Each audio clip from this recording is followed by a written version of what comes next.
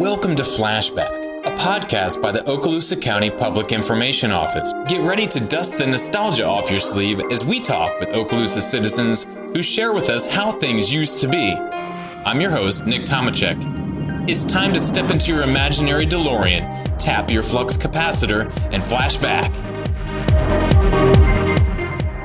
Have you ever spent an hour surfing previews and movie titles from your favorite streaming service, trying to decide what to watch? Or maybe you switched between the streaming services thinking that would help you make a decision, until finally you give up, turn on Law & Order reruns, and just go to bed? Well, don't fret, flashbackers. It's time to pile up in the car, grab a blanket, and head to your local drive-in theater. Well, at least in your minds. Yes, today we're looking back at drive-in movie theaters, a simpler time, the time when there was no internet or streaming services, no DVDs or VCRs or cable. In the Fort Walton Beach area, there were 3 drive-in theaters over the years. In Niceville, there was at least one, and in Crestview, 2. Not all of them were open at the same time, some closing as others opened. But the basic idea was still there. You get in your car, head to the movies, but instead of getting out of your car and heading to an air-conditioned theater, you stay put. Pay a nominal fee and park your car in a huge field and watch a flick on a huge billboard-like screen in front of you. According to the New York Film Academy, there were drive-ins as early as the 1910s. But the first patented drive-in was opened in 1933 by a guy named Richard Hollingshead in New Jersey. He created it as a solution for people unable to comfortably fit into smaller movie theater seats after creating a mini drive-in for his mom. Hollingshead advertised his drive-in as a place where, quote, the whole family is welcome regardless of how noisy the children are. Drive-ins began to take off around the entire country in the 1950s and 60s, early 70s even, and their popularity was evident here in Okaloosa County too. I had the privilege of speaking with a few local individuals who shared their memories of the drive-in days in Okaloosa County. Stephen Baldwin is a local that I found has a pretty extensive history with our local drive-ins in the south end of the county. His dad was a projectionist for the Florida Drive-In that was located in Shalimar, where the furniture store is now. And his dad was also the projectionist at the Showtown Drive-In, located near the Carmel Drive-Beale Parkway intersection, where Walmart is currently located. Stephen was basically raised at the drive-in, and because of that, he oozes with passion for this now mostly faded movie experience. Here's Stephen. It was a cool time to be able to see movies at a drive-in theater. Of course, my parents made sure that they were, age appropriate. Because drive-in movie theaters usually got second-run movies, and sometimes they were usually the R-rated movies or the scary movies and things of that nature. There was some really cool times, things that they did that were so creative, especially at the Florida Drive-In. They would have, like, Dusk Till Dawn. They'll start showing movies at dusk, and they showed all the original Planet of the Apes movies in order, and it was like one huge story. And it was really cool because people, it just packed out when they did it. Halloween night, they would do a Dusk Till Dawn of scary movies and stuff. And they even had the little gimmicks where they gave you a bag that had a blindfold so you couldn't, see the scary stuff, and earplugs so you couldn't hear the screams. Yeah. The bag was actually a barf bag. It would make you get so scary. It would make you nauseous. So those kind of things they did, and even like before the movie start, and you may have seen it in the documentary. They did these like gimmicks and things that were really, really pretty cool to do. Probably the biggest thing that I've ever, and I was there for one of the nights, and it was overflowing. You had people that were actually, because it sat on Eglin Parkway, the Florida Drive-In. There's a fuel station and McDonald's. That road, you go up the street, you'll see the sheriff's office on the left. That road was actually the little road that took you to the box office. Okay. And they had palm trees that would line that road, and they had like colored floodlights at the top. You'd go to the box office, pay, go around the corner, and there you were in the field of, where you could park. And they had a section in the front, the screen was huge. It was a freestanding screen. It wasn't flat. They actually had storage stuff inside of it. And then you had the snack bar basically in the middle, and then you had the backfield with more, rows to park. And basically it was asphalt and then kind of like white shell rock where the cars would park. Okay. But anyway, going back to the thing that really packed it out, they did Woodstock, and they did it like $5 a van load, car load, whatever. You could bring a blanket because you could sit in the field and watch it. And people came in droves. I mean, they were sitting like on the side of the road. They were sitting on the fence. And it was odd because you could see this light, and I still remember, it's so funny, this haze of smoke above the theater. You know what I'm saying? Yeah. And I can still see it, and you're just like, wow. And I'm like, what is that? I'll tell you later, So, but they did some really cool things to get people to come out and watch movies and things. So when you say, was there a Woodstock movie, or was this like a local version of Woodstock? Okay. No, this was there's an actual movie. I can look it up for you and tell you when it was released. But there was a full-length movie, and it was called Woodstock, and it was of that event. And, of course, it showed Jimi Hendrix and all of them there and all the stuff that went on there during that time at that event. They get R-rated movies. It was interesting because there's a Methodist church right behind the theater.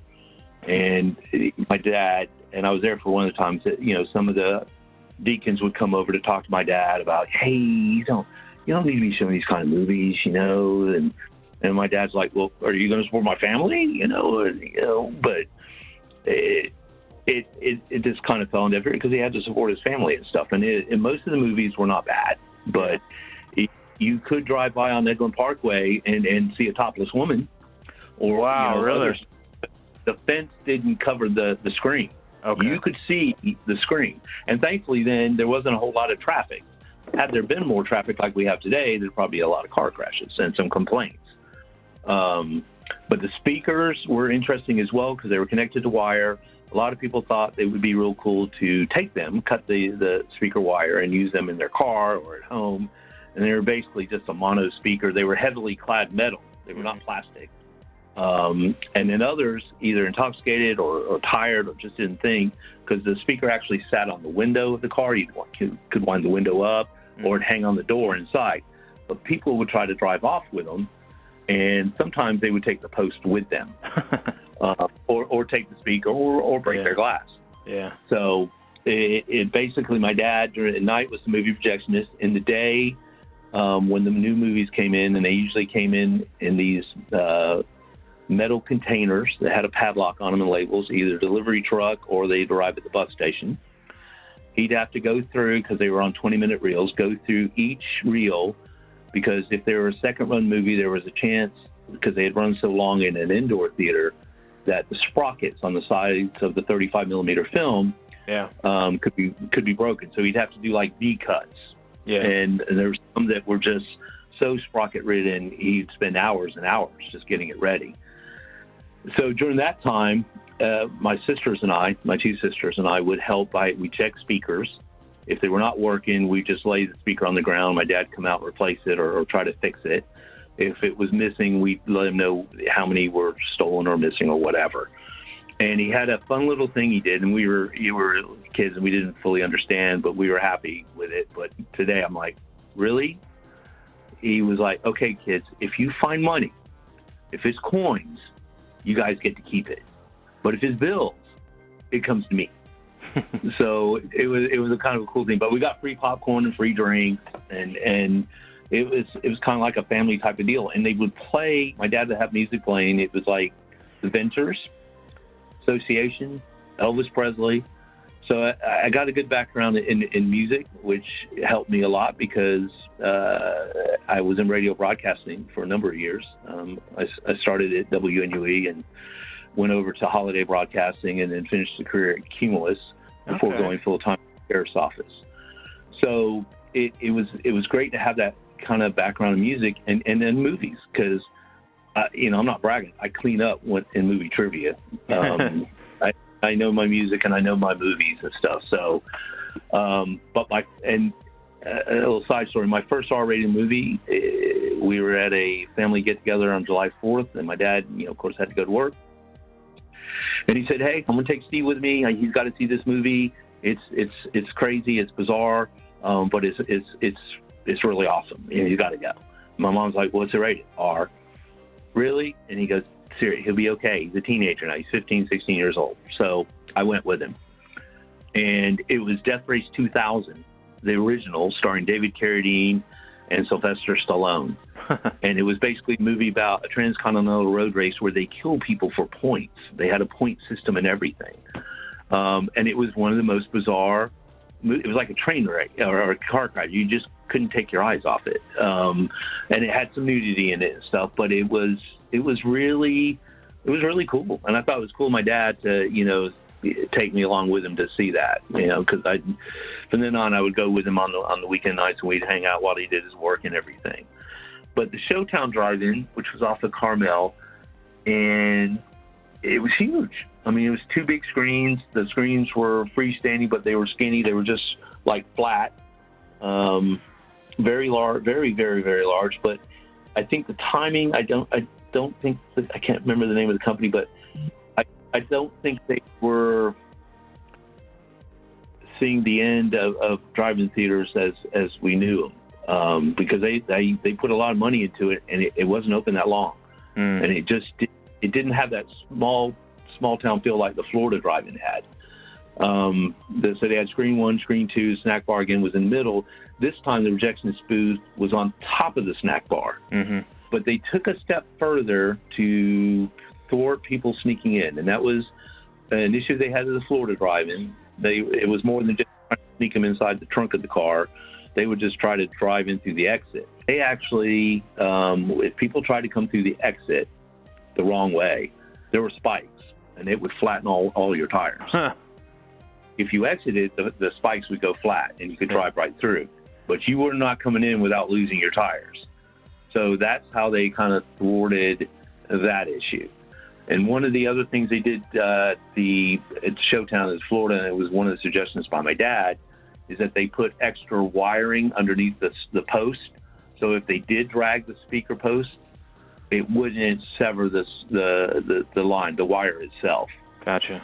So it would be there, and all they had to do was drag it back and put it back in its spot. There was a trailer at the back of the Florida drive-in, and that's where we lived for a little bit. And it had a bayfront window with speakers as well, so you could watch movies from there. So basically, we kind of grew up in a drive-in movie theater, but we didn't see movies that we were not supposed to see. We only saw basically the age-appropriate ones until I was a teen. It was an interesting time, and there's a lot of creativity, and it was a lot of fun. Sounds like you miss it a little bit, Steve. I do.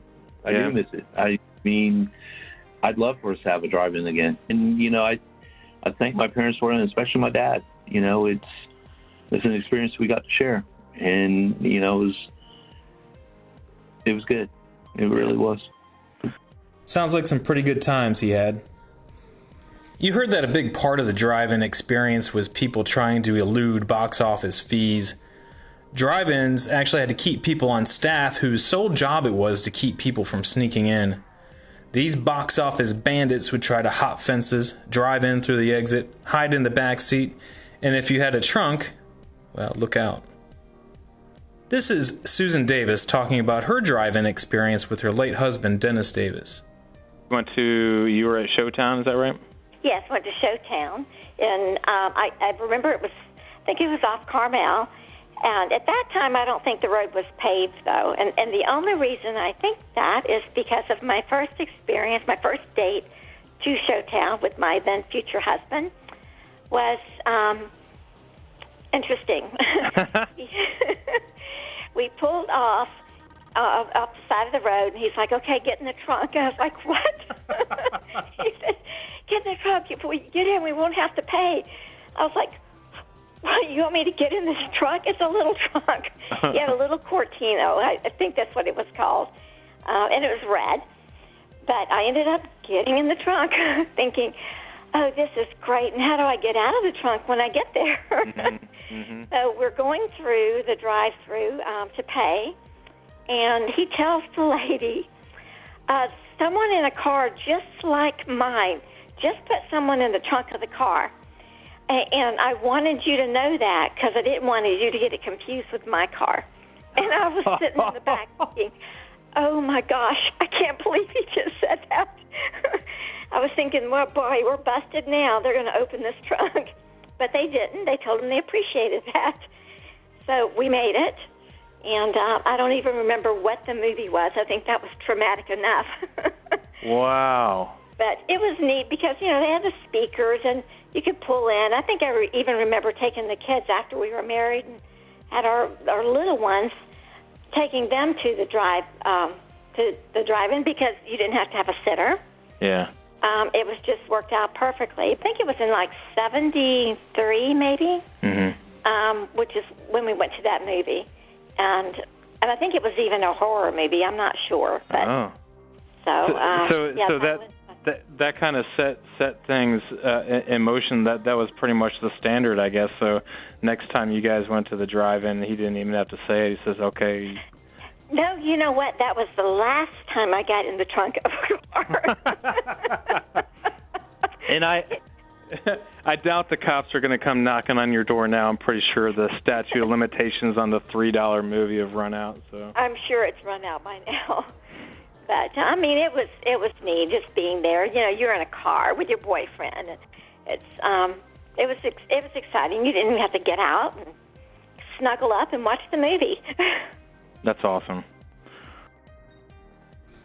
I found another person who had a life-changing experience while enjoying a movie at the Shalimar location, the Florida Drive-In. Mark Stevens is the pastor of the Calvary Baptist Church in Fort Walton Beach, and the Air Force brought his dad and the rest of the family here in the late 1960s. It was about the time he was in 7th grade. He told me about what life was like in those days as a kid. Oh, man. I mean, in those years, in 67, and the following, till I graduated from high school in 72, I thought it was a great place to live. Of course, we could get on our bicycles back then and go anywhere in town. We could ride to the Palm Theater, park your bike right in front of the theater. You didn't need a lock on it. It'd still be there when you got out. Mark has some fond memories of what it was like at the drive-in theater in Shalimar, and how the drive-in led him to a 40-plus year relationship with his wife, Kim. My wife is sitting here in the living room. Our first date ever, the woman I've been married to going on it'll be 50 years next year, our first date was to that drive-in. Wow. It was a double date with some friends of ours, and the movie was MASH. And it was and I think it was called the Florida Drive-In. It was in Shalimar. And seems like I think it was called the Florida Drive-In, but it was definitely in Shalimar. And we went to see the movie MASH, and hey, the rest is history because we've been married and we got 15 grandkids. Do you think that there was something at that drive-in theater experience? Maybe it was MASH, maybe it was something that really got your future wife to really like you. Was there anything there that helped spark your all's lifetime marriage? Well, I guess that's a fair question. I don't know. I just when I came home that night, I just knew my mother. I told my mother I went out with a girl I had never gone out with before. And I told my mother that very night when I got home, I said, this girl's different. I said, now, I was 16 at the time, and I told my mother, I could marry this girl. She was just different to me, and maybe that's hard to explain, but I just knew this is something about her told me she's the kind of girl I want to marry. And so I did a few years later. I thought that was a nice little love story Pastor Stevens shared. Moments like those are probably the tip of the iceberg when it comes to people's memories at the drive-in. So what happened to drive-ins? Why don't we have them anymore? The New York Film Academy blames the initial decline on the 70s oil crisis, people downsizing their cars, trying to save money on inflated costs of gas, and of course that made it uncomfortable to watch movies at the drive-in. Also, to make up for lost revenue, drive-ins began losing their family-friendly atmosphere by showing exploitation films or slasher horrors and adult content. Then, the development of the VCR. Anybody remember what that stands for? Video cassette recorder. Those things made it more appealing to stay at home and watch movies without paying for a movie at the drive-in. And don't forget, too, to have an effective drive-in, it had to be on a large piece of land. Economically, it became more practical for owners to close their drive-ins and cash in on big developers making malls or big box stores. But drive-ins haven't completely gone away. Now, instead of the speaker attached to a cable and post, you listen to the movie by tuning your radio to a specific frequency. And the closest traditional drive-in theater to Okaloosa County is in a cinema in Newton, Alabama, west of Dothan. And you'll see cities like Crestview, or businesses, even your neighbors, setting up screens on a smaller scale. They've even had movie viewings of Jaws using a large screen from a boat at Crab Island. So it's clear that the idea of gathering outdoors for a movie isn't dead. Heck, if vinyl records can make somewhat of a comeback, so can drive-ins, right? But I don't know. We seem to be building homes at an accelerated rate and running out of places to put traditional drive-ins. But maybe there's an opportunity out there for some passionate drive-in business person to make some sort of hybrid of the old and new. Anybody out there? All right. This episode was written and produced by me. Music is by Jason Shaw on Audionautics.com. Special thanks to Susan Davis, Stephen Baldwin, Pastor Mark Stevens, April Sarver, who got me in touch with her mom, Susan Davis. April is also the executive producer of this show and is the public information officer for Okaloosa County. Thanks for joining me on this adventure back in time, y'all. I'll see you around town.